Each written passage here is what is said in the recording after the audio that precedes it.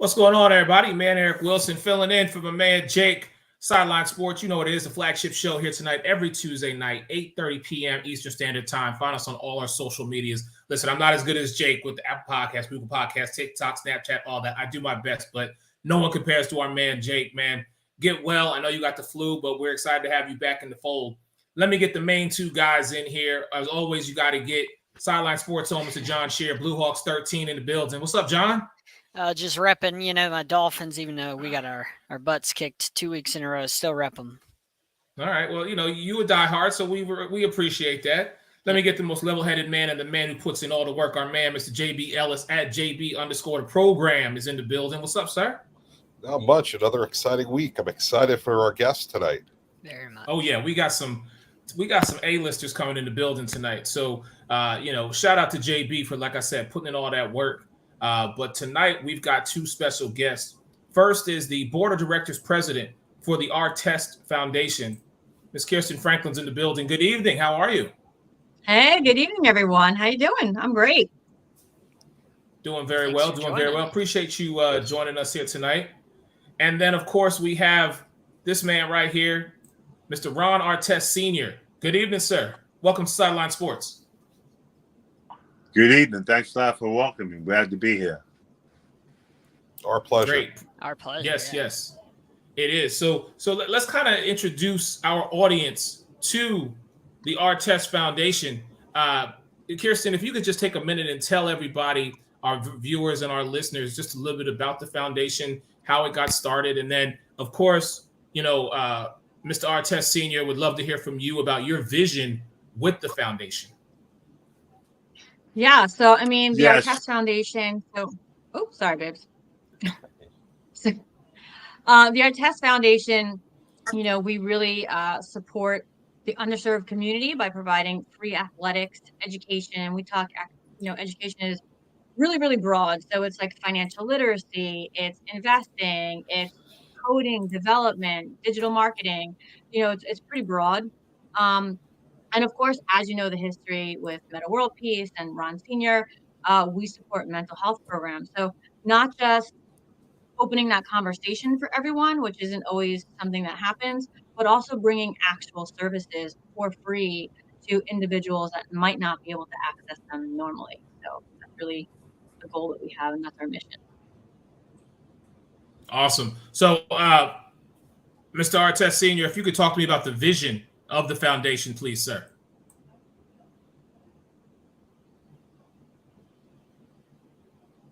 He looks frozen. I think we might have some technical difficulties. We'll go ahead and get him back here in just a moment. So, can you talk about how long the foundation has been in existence and just some of the, a high level, if you will, things that have happened. Go ahead. Sorry. Yeah. So back in 2012, Ron Sr., having himself struggled through a lot of mental health issues, and then obviously having 3 boys growing up in Queensbridge, right? The largest public housing project in the country. And all that comes with it. And then also having to live through mental health issues. And especially back in the day, when they're not really understood, they're not really talked about, they're not really taken care of.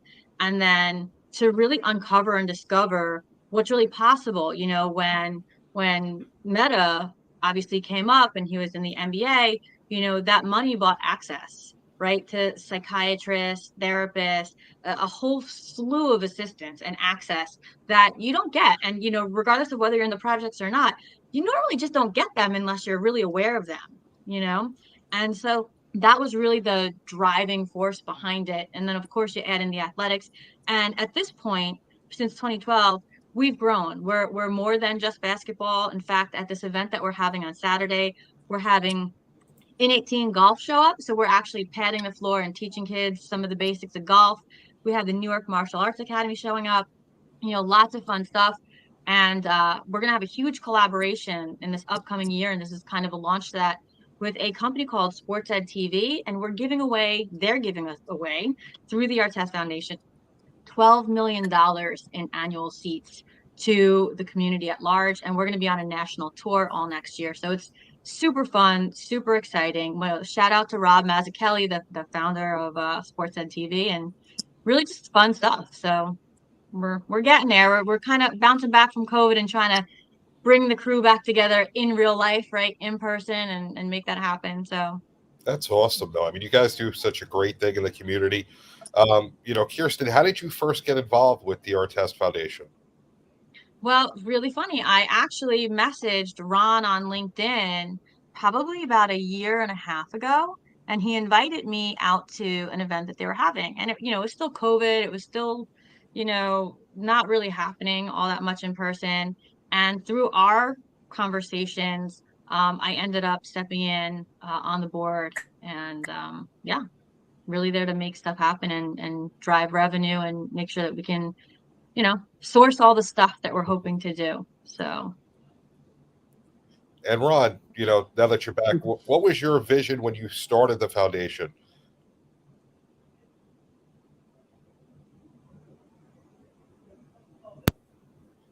Ron? It seems like every time we get to him for a question, he freezes on us. that's so funny. The technical difficulties of 2022, I don't know. This is crazy right now. All right, we're definitely going to get that working. Yeah. Yeah. We're definitely going to get back in because we want to hear from him. But Kirsten, I know we're asking you a lot of questions, but let's talk about the event. It is a silent auction event that it ends on midnight, December 17th. It starts at 10 a.m. at the Variety Boys and Girls Club in Queens, New York. 2112. So actually, wait, let me stop you there. There's two things going on. We have a silent auction going on right now, and we have a bunch of memorabilia, we have theater tickets, we have wine, vacations, all going up. Standard silent auction. We're doing it on a virtual platform, so that's live right now. That will end December 17th at midnight Eastern time.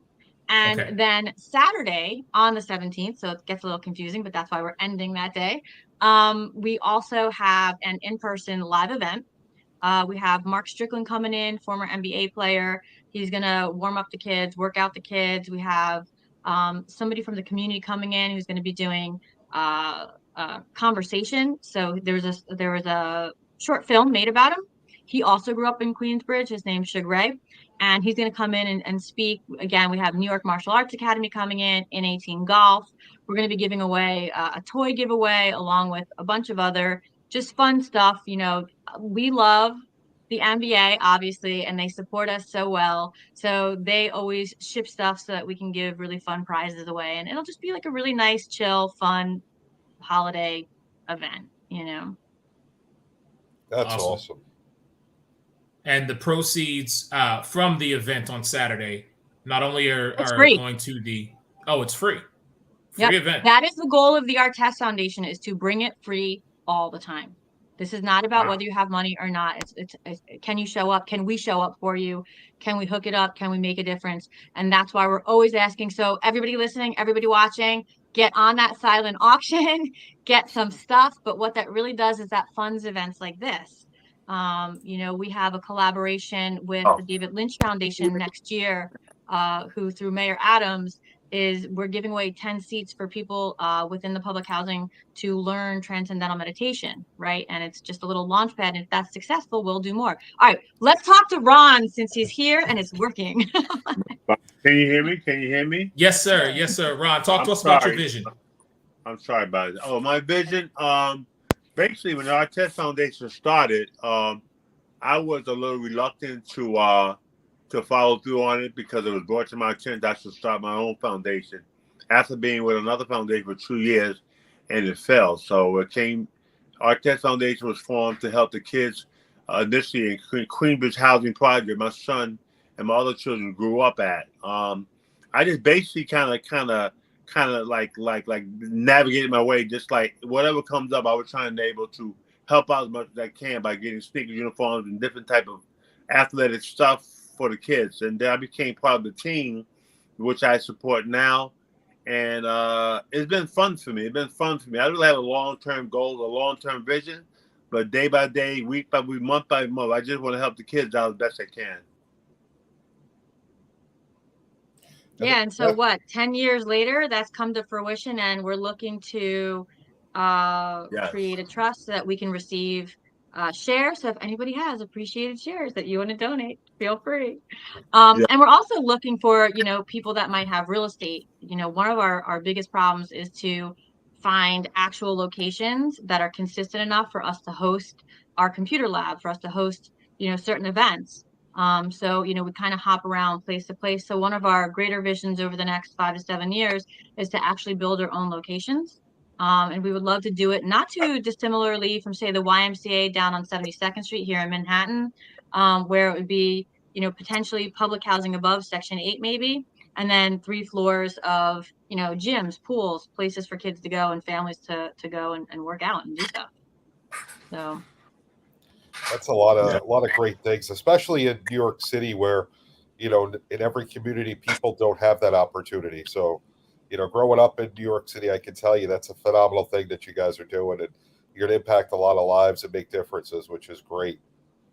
yeah. Well, during COVID, and it was really hard to take count for the city, but they said, I don't know if it was just under or just over 1 million kids that attended public schools were actually at some point homeless during COVID. So that, that's a singular survey. You don't recover from that, like in the year. Nobody got a fantastic, like they're still there. And like, what are we doing?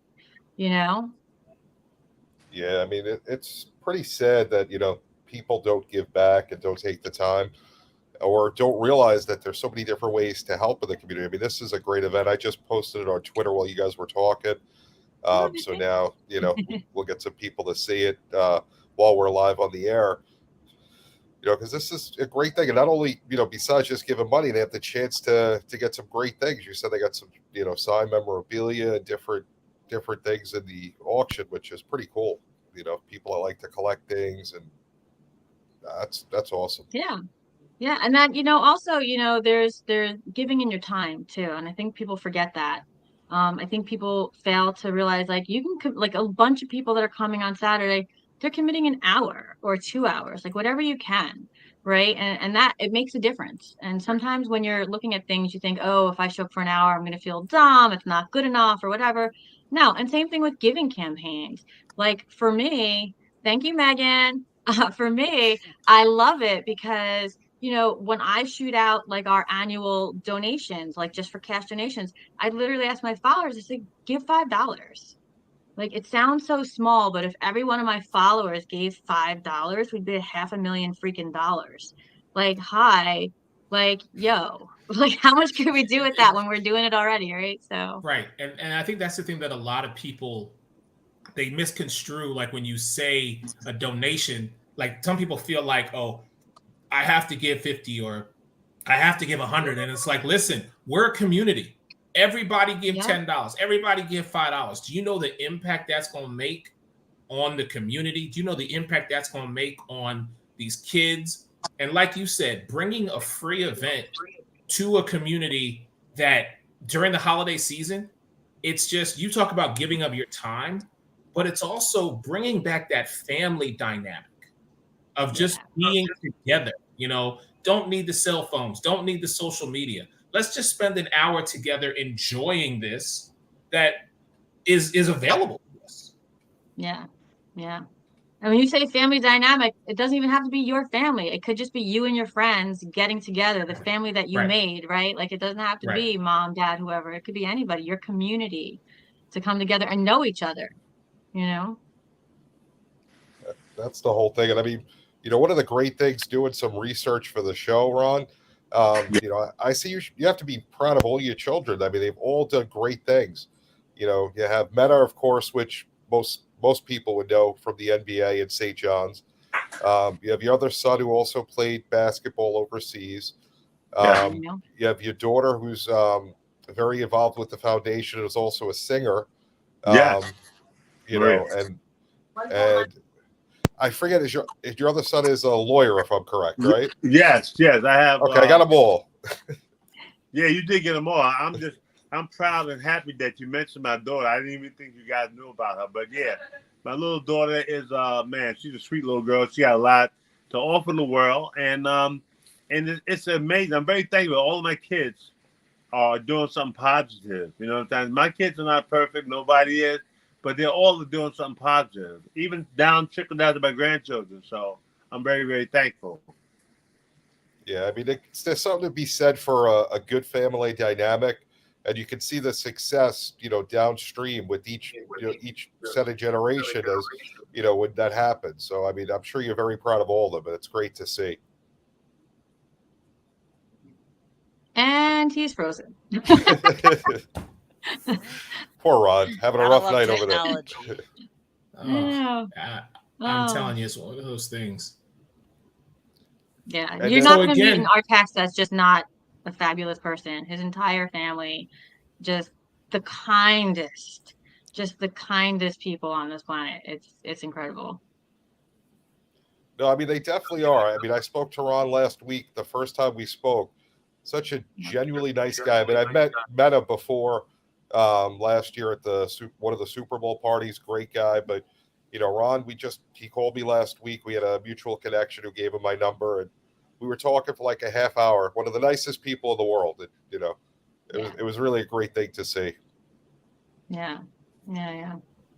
So talk to me about 2012. Talk to us about 2023. Like, can you share any of the projects or events that you have coming up for 2023 that people can start to get excited about working with this foundation? Well, I'm going to throw this one out there. There is an individual out there who does something called Gridiron Girls, and I'm really hoping to bring girls football to the table next fall. We have a lot of collaboration, so I'm really excited to open up our test foundation more nationally. Obviously, Meta being in LA, and some of the family out there, we have this LA connection. Meta also, he's also on the board of this foundation, and he has another foundation called Our Test University out in California. They have great collabs with the YMCA. So just really bringing it all together and really just listen, it's a business.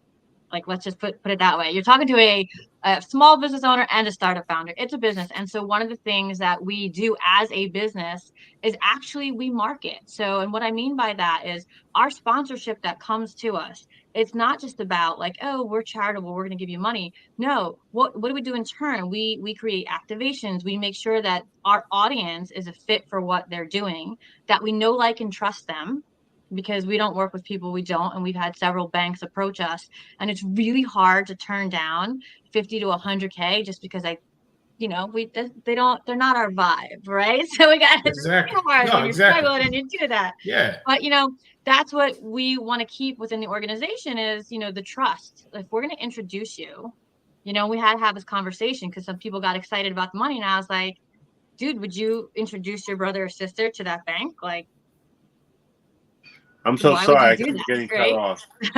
No, No need Ron, to it's apologize. totally Ron. fine. Listen, it's 2022. We deal with technical stuff all the time. The fact that Right. John has been on this long and hasn't froze is a testament to his Wi-Fi. And I haven't gotten kicked out yet, so. Oh, Exactly. Okay. So, Love it. Okay. Kristen, I'm glad you brought that up because, I'll do a shameless plug for the Sideline Sports Network. That's We're right. involved with the National Scouting Combine, and they put on a combine every year, and we are the exclusive media partner for them. And what they have done this year is they have introduced bringing in the female athletes. So I think definitely this is something that Gridiron Girls, we could definitely partner up and promote and give just them another opportunity to showcase who these young women are. So I definitely would love to talk to you about that as well.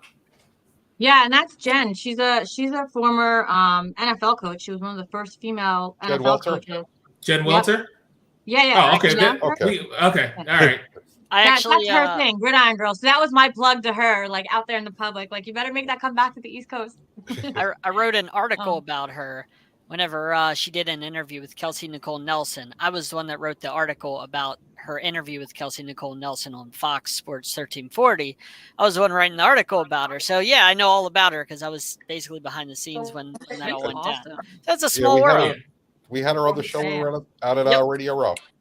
Yes. Yeah, she was on my show too, and I think I know her through David Meltzer. So there's a gentleman, David Meltzer, influencer, coach, Yeah. speaker, writer. Yeah, He's actually on our board too. Yeah, I grabbed all my peoples and I was like, come on, we're going to make this crazy fun. Is that the one that's So- like the top wrestling writer or whatever? That Dave Meltzer? That same Dave Meltzer? No, this guy's out in California. Okay. He owns Sports One Management. Sports One Oh, okay. Management. Yeah. He used to be the CEO of the Leigh Steinbrenner agency. Yes. You know? Yeah, Lee Stauber. He was on our show a while ago as well. Another great guy, Lee. He gives back to the community a lot, which is phenomenal.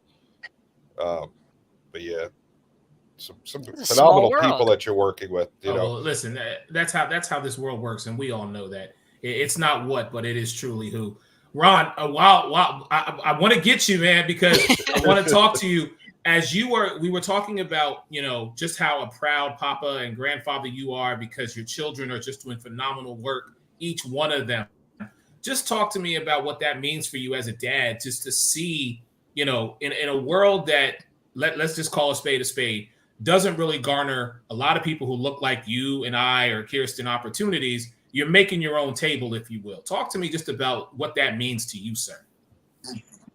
All right, can you hear me? I don't see my face. Can you hear me? Yep, we can hear you. Oh, we yeah. can hear you and see you. Well, as best I can, besides being a proud father, I'm really amazed and really, really, really surprised that my children have become the people they become.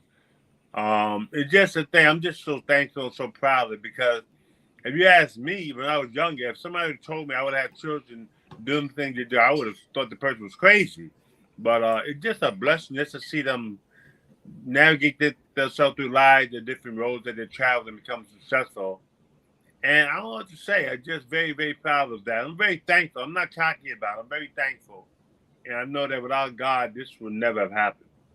Yeah, amen to that. So when you when you're sitting around the dinner table, during the holidays or just Sunday dinner or whatever, and you look around and see all of this talent, all of these beautiful people who are making this world and making our community so much better. I gotta ask you, who's your favorite? I'm gonna put you on the spot. Come on. All right. Let me tell you something. I think first of all, we haven't sat around the dinner table in a few decades. The family has been like broken, but it's still maintained and everything worked well. My favorite, listen, I think if you ask all of my children who's the favorite, each one of them are going to say they are. My daughter thinks she's the favorite. Daniel thinks he's my number one son. Isaiah, the lawyer, which I didn't elaborate on him, he thinks he's a special one. And Ron thinks that they're all right. Ron thinks I'm very, very proud. I think he thinks I'm very proud of him more than others. So I don't know. I guess that's good. Can you hear me? What? You know what? If you got them all to yep. think that they're your favorite, then you've done a great job. You don't show any favoritism. Yeah, very true. Exactly. Very, very true. They couldn't hear me. Poor Rod's having. They did. It's like coming, the sounds coming in all that. They couldn't hear me. But while his thing is doing whatever it's doing, I want to point something out is that there was a point of contact that created a snowball effect. And I think that's Ron's goal really with the Artest Foundation. Had, Meta not done his thing and found this free basketball program that he ended up loving, that then gave exposure to a different mindset, a different reality that's possible, right? Like what Ron was saying, like, hey, if you had told him one of his sons going to be a lawyer or an NBA player or play in the overseas leagues or be a singer, like he would have thought you were nuts. Because why? Because we get stuck in our microcosm of what we know and trust and see around us, that we don't see what we don't know, and then we can't be something greater. And I think that's what the Artest Foundation does. Yeah, okay, so this is New York City. So of course, basketball, we see it, we know it, we do it. What about golf? Why can't Why can't you, Eric, play golf? Why can't I play golf, right? Why can't girls play football? Why can't, right? And we don't see it. So it's really about exposure. And I think that when we get that exposure and we have the team to support that on a longer term play than just like that singular exposure, you know, miracles freaking happen. So that's really, I think, the overall overarching hope that we all have in this organization to bring to each other, you know? Yeah. And I just go ahead, John. I was going to say, it's funny that you say that because we're the same way here at Sideline Sports, where, you know, we're all about, you know, empowering women and making sure we give women coverage in our sports coverage, and not just the NFL, but you know, the WNBA. Eric is, you know, the biggest on the WNBA. He's the biggest, you know, WNBA fan you're going to find. So we're all about making sure we give women light and not just men. We're all about making sure that, you know, we point out the hypocrisies whenever we see things that aren't right. You know, we're, like Eric likes to say, we peel back the layers on conversations that people don't want to have about injustices and things of that nature. So when you mention all of that, it just, I mean, makes me think of, you know, especially what Eric is he leads the charge when it comes to all that. And we just we follow along. And that's what we do at Sideline Sports, is the same thing you were just talking about. I can't let John do that. See, John likes to be slick and throw comments my way because he knows I won't talk about myself. It's very rare that I do, but it is a joint effort. And I would be remiss if I don't always say what I say.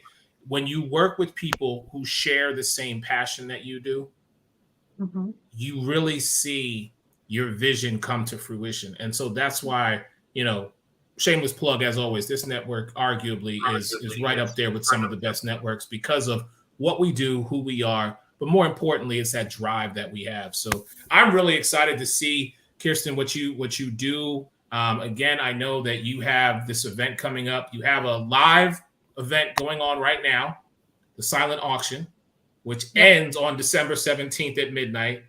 And then that same day, December 17th, from 10 to 3:30, the Variety Boys and Girls Club in Queens, New York, 2112, 20th Road in Queens.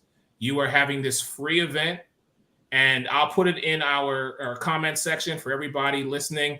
You can go to the Eventbrite site. It's right here coming up, and you can purchase, you know, your free ticket. Bring the family, bring the friends, go to the event, enjoy yourself, and most importantly, just, you know, embrace that time together, blood or not, as a family.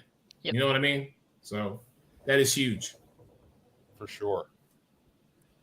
Let's get Ron back in here. Yep, I think we got him. Yep.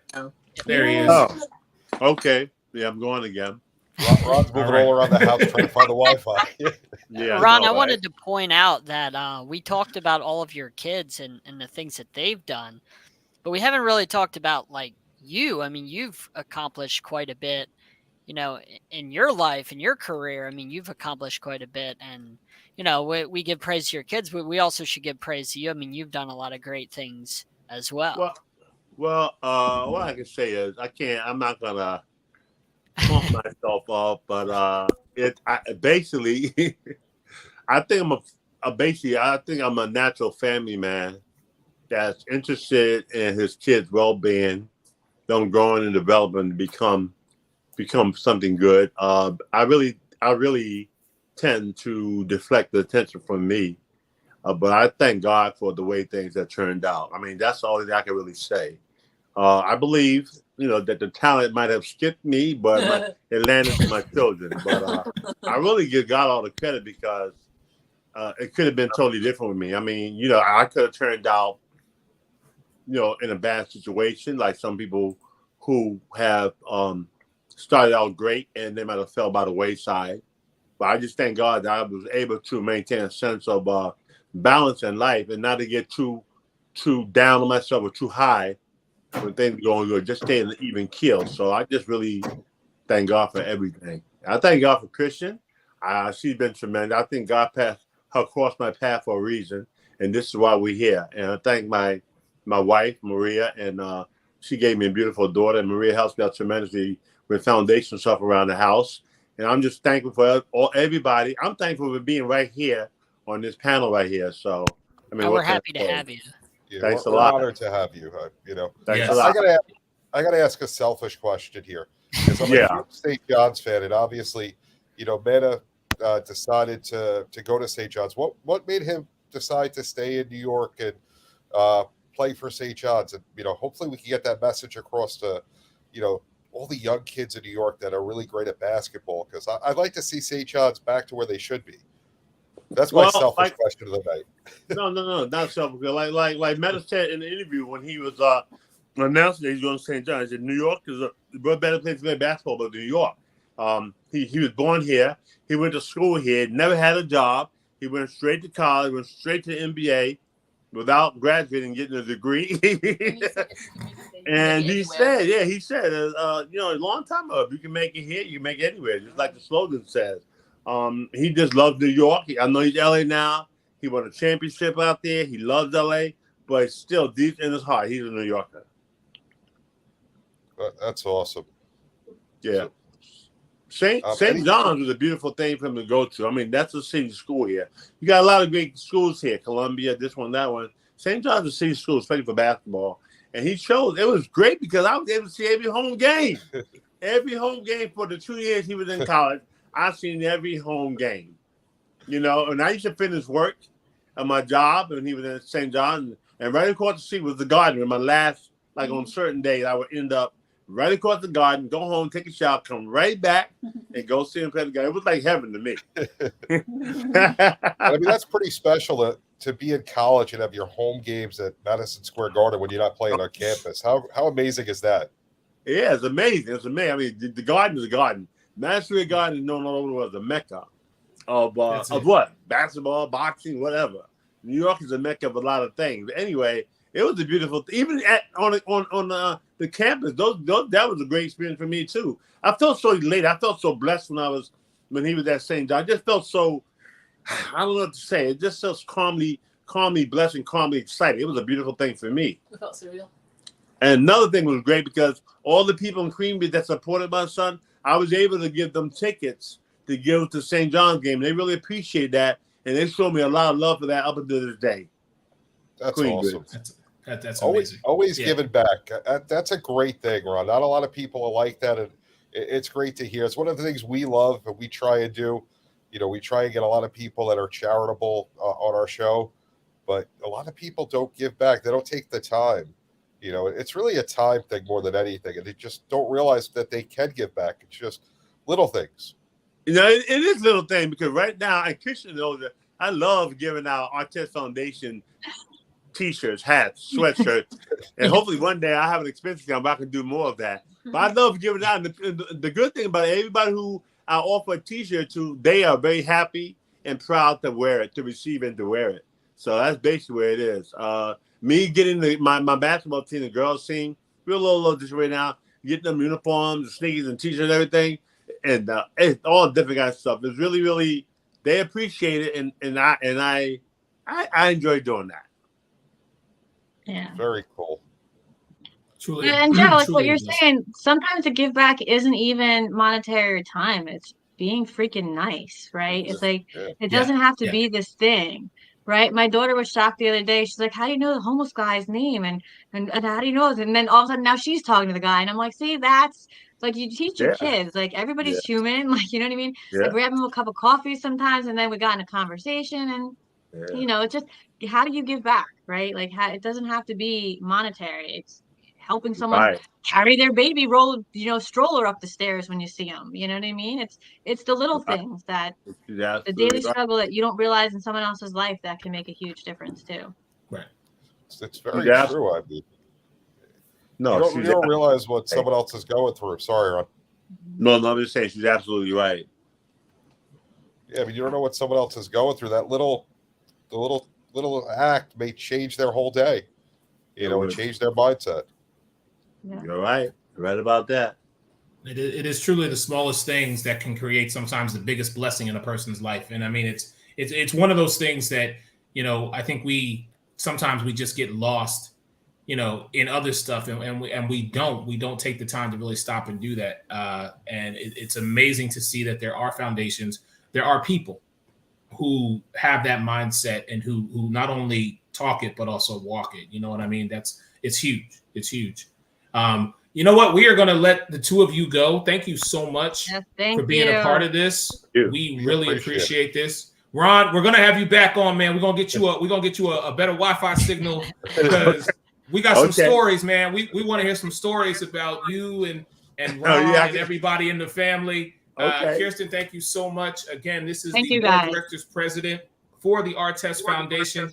And then, of course, our man, Ron Artest Sr. Thank you both for being a part of Sideline Sports. We will take a small break, and we will be back in just a moment. Appreciate it. Connecting your brain and body with interactive games and tests. Why is there no physical activity in today's health physical? Trazer is an holistic technology used to rehabilitate, prevent falls, and improve sport performance.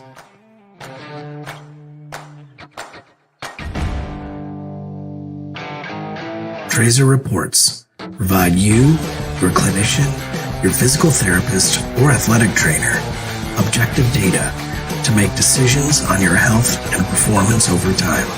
Measure what matters to change your game. Take the Trazer Challenge. Confidence, growth, connected by Trazer.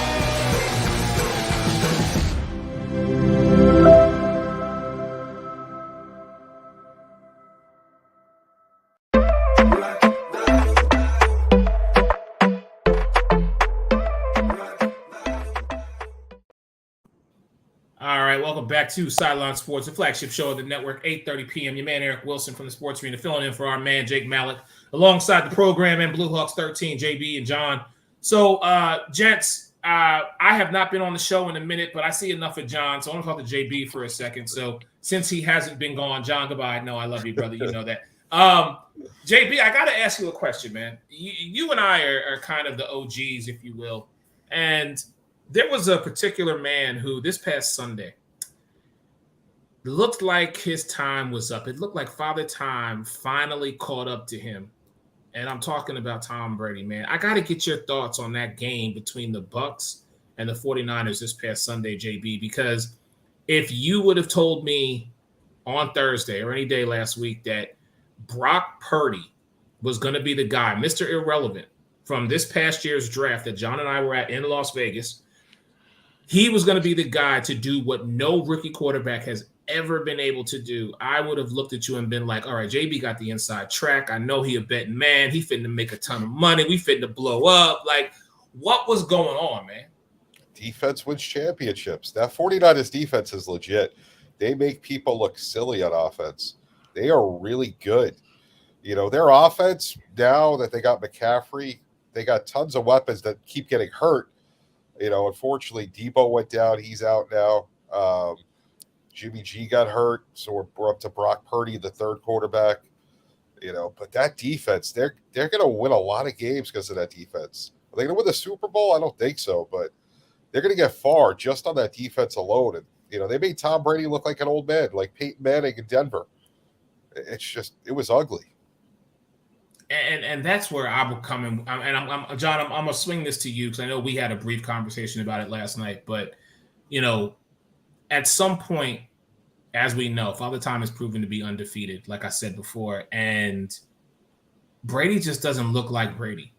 And I really feel like this was one of the very few times that I can sit here and tell you the reason, one of the primary reasons that the Tampa Bay Buccaneers lost on Sunday is because of their quarterback.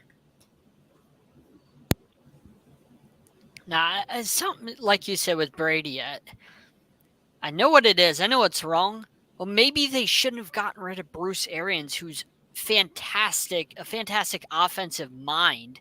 Maybe you shouldn't have gotten rid of him as the head coach and had Todd Bowles come in, who doesn't know how to be a head coach.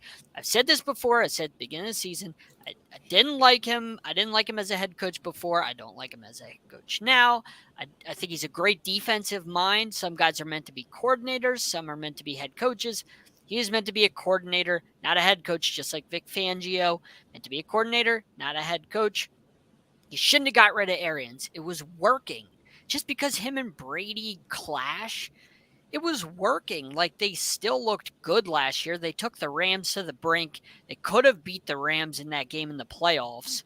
Like, they beat Jalen Hurts before Jalen Hurts, like, really evolved this year. They beat him last year in the playoffs. So, like, that team was really good last year. Maybe not Super Bowl good from the year before, but they were really good. And then this year, they're a completely different team. I mean, to me, I have to put that on. You got rid of Arians, and it changed things. Like, it's a different team when you change head coaches. You made it to the playoffs, a divisional round. You took the Rams to the brink. And say what you want, Eric. I know what you said before about how they didn't get rid of Arians. He stepped down, and then Bulls just happened to slide in. I still don't believe that. I will never believe that. It's reading between the lines. And I think that they got rid of him. I think it was a Brady, hey, it's either me or Arians type thing. And Arians got this magic position in the front office, kind of like Dwight Schrute, assistant to the regional manager. So, I mean, that's what I think is wrong. And as far as the Niners, this is a waste of a playoff spot. It's a waste of a playoff team. It's like if the Panthers won their division, it's a waste of a playoff team. Because guess what happens to the Niners when they get to the playoffs? Well, Brock Purdy has to actually make plays in the playoffs and make throws, and they're going to be out. So, like, they're not going to the Super Bowl. They're not winning the Super Bowl with that. So it's a waste of a playoff team. It's fodder for the Cowboys or fodder for the Eagles or fodder for the Vikings. Are you kidding That's me? all it is fodder for those guys. McCaffrey, it Debo, doesn't matter if you don't have a quarterback, you don't win the Super Bowl. And we'd win the Super Bowl. You could throw me in the backfield. We would be 17-0 in this new 17-game season. And on bye week, we'd be in Miami with Odell on that yacht. I just don't think the Niners are as good as we think they are. What better could you do? Okay, you want to say they could be better? We would throw Kelsey instead of Kittles. That would be the only way to improve that offense. They have top tier guys at every position with a good line. And they just Debo don't have a quarterback. And Debo just went down. Debo will be fine. I think what did we hear? It's a high ankle sprain. Those take a long time to recover from. A couple of weeks. Okay, well he's got the rest of this month, so we'll see more of Ayuk. Brandon Ayuk forks up. ASU guy, shout out to our man Mike Harritonuto, who does the Pac-12 review, one of the litany of shows here on the Sideline Sports Network. He does a great job too on that. Oh yeah, he does. I mean, listen, it's Mike talking for an hour straight. There's nothing better. I mean, But all right, so nobody can do that better than him. Yeah, very true. Very, very true. And Mike don't take no breaks either. We take breaks. But so the three of us tonight, all of our teams are slated to make the postseason. All right. So, John, I'm going to come right back to you because you started the show here tonight on Sideline Sports saying your team has lost the last two, but you will ride or die, which we already know. You got to repeat that to the crowd. The audience already knows John Scheer is a Miami Dolphins guy. I'm just thankful that your name no longer says Tua for MVP because that ain't happening. I like to switch it up sometimes. But, John, I have to ask you realistically, your next 4 games, each one is going to be more crucial than the last. Right. So I want to hear from you. And then conversely, JB, me and you, look, the game was the game on Sunday, sir. I'll see you again in 3 weeks, 4 weeks, whatever it is. I truly still believe, unlike most people, John Scheer, that you will be in the postseason. But again, the blueprint has already been established with your team. You've been consistent. Daniel Jones, Saquon Barkley. That's what we know your team to be. Your defense in the fourth quarter, you bend but don't break. Unfortunately, you haven't had some success. You had a tie and then a loss. But we'll get to you in a moment. John, Miami. It's December, John. It's crunch time. It's gut check time. Your team is in a position to potentially, possibly win the AFC East. But you have to beat Buffalo, John. I know you beat them once before. But can you do it again? And then also talk about the rest of your schedule. Well, first of all, I have to mention this. The Dolphins brought propane heaters. I don't know if you guys saw this to the Chargers game in LA because it was too cold. It was 55 degrees at the game and it was too cold, so they brought propane heaters. Now Nice. it gets chilly at night in LA, apparently. I'm not, I've only been in LA for the Super Bowl this year, but other than that, never been in LA. But they brought heaters to LA for a game that's mostly a dome. It's a little bit of an opening, a little bit of a breeze, but it's 55 degrees. Now, the Dolphins it's not going to be 55 degrees on Saturday. 4 to 7 inches of snow. It's going to be really cold. Now, when you bring propane heaters to a 55-degree game in Los Angeles, and then you got to go to Buffalo for 4 to 7 inches of snow, man, you better, heaters ain't going to do anything for you. Just saying. So, Dolphins have to win this game if they want to have any shot of the division, or that's over. They're going to make the playoffs. I mean, the teams behind them, the Patriots aren't good. The Jets have really been stumbling. And the Chargers, aren't a good team. They had a nice win for themselves, but, let's face it, I mean, the previous week, they lost to the Raiders. And they couldn't stop Josh Jacobs, who had an insane amount of yards on them, who's been really good this year, but, you should beat the Raiders. If you're trying to make the playoffs, you can't lose to the Raiders. So, the Dolphins will be fine getting the playoffs.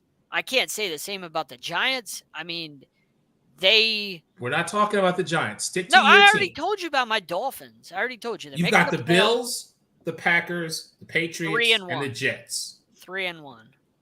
There we go. 3-1. Okay. You're going to lose to the Jets, but that's besides the point. If we beat Buffalo and lose to the Jets, it ain't that bad.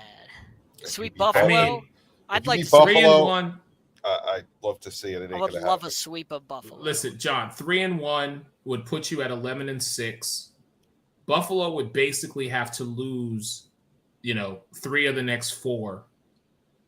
And then we'd have to figure out how the tiebreaker procedure works or whatever. But yeah, Saturday night, John, let's keep it a buck here on Sideline Sports, my brother. You are going into very hostile territory. The ponds are probably frozen over, and the fish are probably about 30 feet deep, just trying to survive if they ain't moved on to warmer weather. What concerns me for Buffalo, because look, I've said it numerous times, Buffalo is my pick to represent the AFC in Glendale, Arizona for the Super Bowl this year, where Sideline Sports will be at. What concerns me is the Josh Allen elbow. Because even though that man loves to run for 15 yards and he'll get the first down, and it's 80% of their touchdowns or red zone is because of him. As you get into these months, December, playoff time, that's still a lingering factor. And I'm not wishing injury on nobody. No, of course not. But when you put that kind of target and it's your throwing arm, now listen, Josh Allen can still zing it like nobody's business. But the playoffs is a different animal, and we all know this to be the case. But for your Miami Dolphins specifically, John, I just need to know that tag team tandem that you have of Waddle and Tyreek. How do you think they're going to be able to fare in Buffalo this Saturday? I think it's going to be a lower scoring game because of the weather. I think it's going to be a grinded out game. First team probably to 17 wins. I think in that type of weather, it's almost a playoff atmosphere. And when you get to a playoff atmosphere, when you get to the playoffs, those aren't high scoring games. And like you said with Josh Allen, we've noticed he's since he got hurt, they don't throw the ball nearly as much. They run the ball more. That's not Buffalo's MO, running the ball. It used to be. When they had Thurman Thomas. With Josh Allen. With Josh Allen, but with Josh Allen, all they do is throw the ball. What they needed to do was the Giants were bad for so long. Before the Giants got Dable, there was a guy named Saquon Barkley. Yeah, he used to get hurt a lot, but I'm sure if you made an offer, the Giants would have got rid of him before they got Dable. And they would have gave him a serious running back. And I said that last year, way before, or they could have got somebody else. The problem is Josh Allen is the key to all their success. He gets hurt, they're done. And he is hurt. That's the thing, JB. He is hurt, and we see they're not passing as much, which is a concern when you get to the playoffs, because that's how they make their living, is off Josh Allen throwing the ball, and they haven't thrown it as much. And from what I've read, when you have that type of injury, the colder it gets, the tighter your arm gets and it's harder to throw the football with that type of injury. It makes it a lot harder with that specific injury. It's going to be rough. Yeah. It's going to be very rough. John, I want to make sure I give a lot of time to JB because we're almost out of time here tonight. No, that's fine. JB, as long as they don't flex, my brother, you got the Sunday night game. Now you're in. Does anyone want to watch that game? In all honesty, I'm a Giant fan. It was a good game last time. JB, you tied, which should not have happened, but you did. We get the rematch. Letdown. Okay. Letdown. On both sides, though, it wasn't like you let your fans down or Washington let their fans down. Both y'all teams. So this is the rematch that people have been wanting. You know what I'm saying? It's a huge game. This is for the playoffs. I think whoever loses doesn't make it. I'm going to make the first statement as a Giant fan for the last decade. Okay. You know, this year is already better than I expected. But now that we're here, we got to win this game. Got to do whatever you got to do to win this game because you tied the first time. You weren't beating the Eagles. Nobody expected us to beat the Eagles. The Eagles right now, in my opinion, are the class of the NFC. You know, and I said that before the year. The Eagles would be the NFC East winner. And they're, this is their year to win the Super Bowl because next year the Cowboys are going to be better, and who knows what happens in Minnesota because Minnesota is going to be a good team too.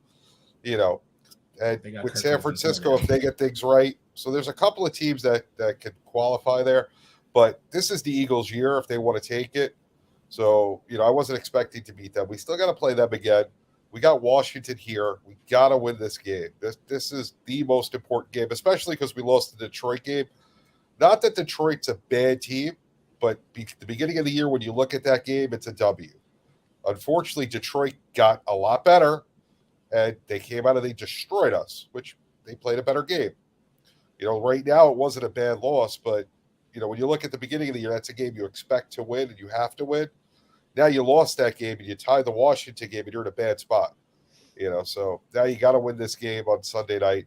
Got to watch bad football because Giants and Redskins is old school. I don't think it's going to be bad football. Maybe I really don't. And listen, this is not me as an NFC East guy, like saying I gotta watch this to see how these teams play each other because we already played the Commanders twice. So I mean, as far as I'm concerned, done over with. I ain't worried about that. Once. Yeah, they gave us our only loss this season. Thanks, John. You lost. And honestly, that was the best thing that ever happened to the Eagles is they got that loss because got it out of our system. But for you, JB, this Sunday night matchup, it's a huge game.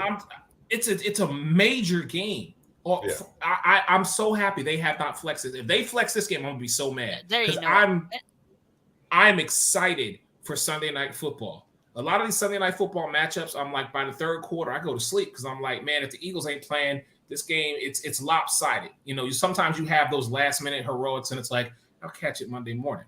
You know what I mean? But I knew after halftime last Sunday night, I was like, this game's over. I ain't worried about this. I picked the wrong team. But anyhow, can I ask you this game is going to keep me entertained.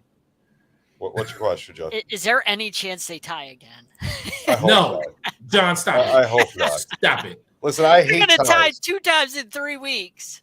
Ties are the most un-American thing in sports. But that's why we don't like soccer. That's why soccer is a failure in America because we don't like ties. What would you do if they tied 2 times in 3 weeks? That'd be horrible.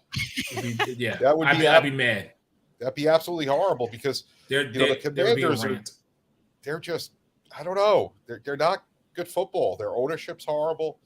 Their general manager's horrible. Their coach, who used to be decent, is horrible. Their defense is good. Their offense, they have a couple of good guys, but they're not good. Logan Thomas, Terry McLaurin, and Tyler Heineke. That's it. Their run game is but that defense is what holds up. So see, what scares me about the Giants is we had a decent year. So obviously we can't draft a quarterback that's going to be a top guy. So now do you say do you want to stay with Daniel Jones? Because he's not the guy that's going to win a Super Bowl. He's never winning a Super Bowl.